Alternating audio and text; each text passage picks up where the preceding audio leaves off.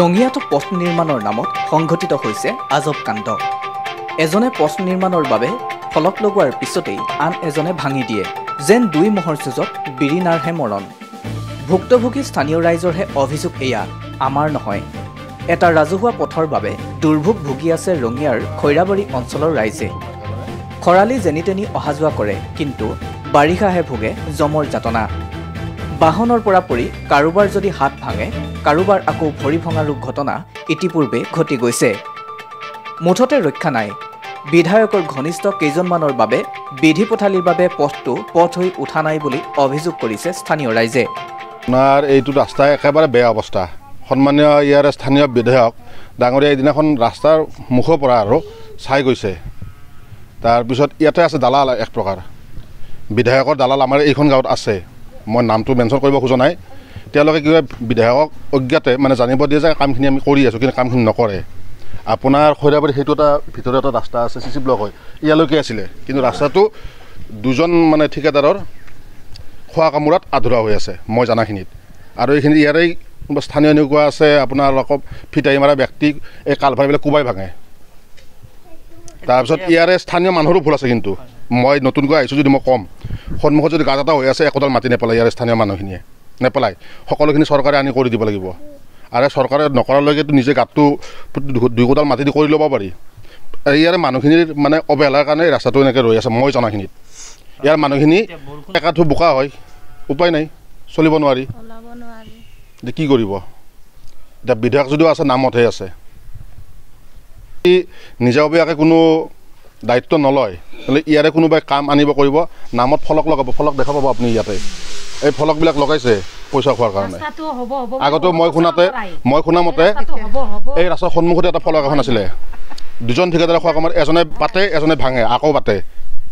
কি মই কৰিম তুমি কৰিব নোৱাৰা, এনেকুৱা। এই ইয়াতে আঁচনিবিলাক ইয়াতে কিছুমান আছে ব্যক্তিক খাই থয়। যাব অসুবিধা হয়, আমি কেনেকৈ যাম ইমান পিছল ৰাস্তা। বিভাগীয় কৰ্তৃপক্ষক কি ক'ব বিচাৰে? বিধায়কে আহি চাই যায়, কিন্তু ৰাস্তাটো হ'ব বুলিও সদায় কয় আৰু নহয়। আহি সদায় হ'ব বুলি কৈ থাকে, কিন্তু নাই। তেখেতসকলে আমাক ৰাস্তাটো যদি কৰি দিয়ে না নেদেই, তেখেতসকলে আমাক এটা কিবা পৰামৰ্শ দিয়া। এই ৰাস্তাটোতে আমি যাবই নোৱাৰো, ইমান বোকা।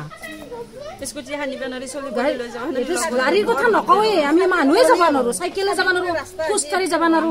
সিদিনাখন এই বাইদেউটো তাতে পৰি পেলাই কঁকাল ভাঙো হৈছে। এখেতৰ যোৱা বছৰ কঁকাল ভাঙি পেলাই পৰি পেলাই এতিয়াও ভালেই পোৱা নাই।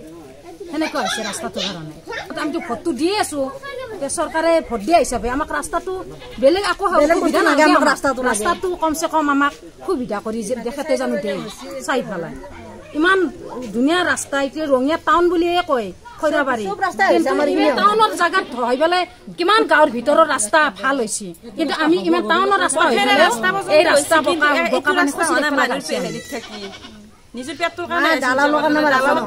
মই আজি আমাৰ অসম চৰকাৰৰ মুখ্যমন্ত্ৰী শ্ৰী হিমন্ত বিশ্ব শৰ্মা ডাঙৰীয়া দেউক জনাব বিচাৰোঁ যে আমাৰ এই ৰঙিয়া এই খৈৰাবাৰী এইটো ৰাস্তা একেবাৰে বেয়া হৈ আছে। এই গড়কাষৰীয়াবাৰী একেবাৰে বেয়া হৈ আছে, বাৰিষা যথেষ্ট কষ্ট হয় আমাৰ ইয়াত। আমাৰ প্ৰায় স্কুলীয়া ছাত্ৰ ছাত্ৰী কমো 150 কম নহয়, কণ কণ মইনাসকল লৈ, যিহেতুকে আমাৰ ওচৰতে এখন শংকৰদেৱ স্কুল এখন আছে ইয়াতে। তাত যাব লগা বহুত ল'ৰা ছোৱালী আছে। বাদী বাই আমাৰ ইয়াত গাড়ী মটৰ প্ৰায় ঘৰে ঘৰে আছে। ধৰক এই খৰালি বতৰত আমাৰো বৰ বেছি অসুবিধা নহয় ইয়াত। এতিয়া আমাৰ যিটো আমাৰ বৰষা বতৰ আহি পৰে, এই বৰ্ষা বতৰত আমাৰ চলাটো একেবাৰে খুবেই কঠিন। যেনেকুৱা বাইক পিছলে বাইক সহকাৰে পৰি এক্সিডেণ্ট হ'ব, কাৰোবাৰ হাত ভৰি ভাঙিব, এনেধৰণৰ ঘটনা। কোনো এখন গাড়ী এখন যদি আমাৰ এল্টো এখন যদি আহে, তাতে ৰৈ যাব লগা হয়, তাক মানুহে ঠেলি ঠেলি তাৰ পৰা ৰাস্তাটো উঠাই দিব লাগে, এনেকুৱা কণ্ডিশ্যন চলি আছে। কিন্তু এবছৰ আগৰ পৰা গম পাই আছোঁ যে এইটো ৰাস্তা ব্লক হ'ব বুলি, এই বছৰ হ'ব বুলি শুনি আছিলোঁ, কিন্তু হোৱা নাই এতিয়ালৈকে। বাৰে বাৰে আমাৰ আগতে এখন ব্লক আছিল, ব্লকখন বাৰে বাৰে ভাঙি পেলায়, কিন্তু কি কাৰণত কোনে ভাঙি পেলায় সেইটো কথা নাজানো। বোধহয় ৰাস্তাটো কিবা হৈছে, হয়তো হোৱা নাই, সিহঁতে খুব লৈয়ে হয়তো কোনোবাই ভাঙি পেলাইছে, তেনেকুৱা ধৰণৰ কথা। আৰু আজিৰ পৰা 6 মাহ আগত এইটো ৰাস্তাৰ ডিক্লেয়াৰ হৈছে, এই আগতে এটা ৰাস্তা আছে, ব্লক এখন দিছে, ব্লকখন দিওঁতে অলপ ৰাস্তাৰ ভিতৰতে ৰাস্তাৰ হেৰিতে পৰিছে, কিন্তু পাছত উঠাই দিম বুলি কৈছিলে, বেৰা কাষত ৰাখিম বুলি কৈছে। সেই ৰাস্তাটোৰ কেনেকৈ বিভাগীয় কৰ্তৃপক্ষক আমি লাগ পোৱা নাই, কাৰণ আমিও কৰ্মত ব্যস্ততা হৈ থাকোঁ।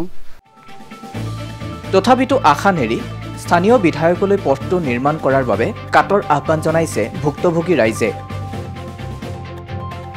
ৰঙিয়াৰ পৰা মৃন্ময় ভট্টৰ ৰিপৰ্ট, প্ৰাগজ্যোতিষ লাইভ।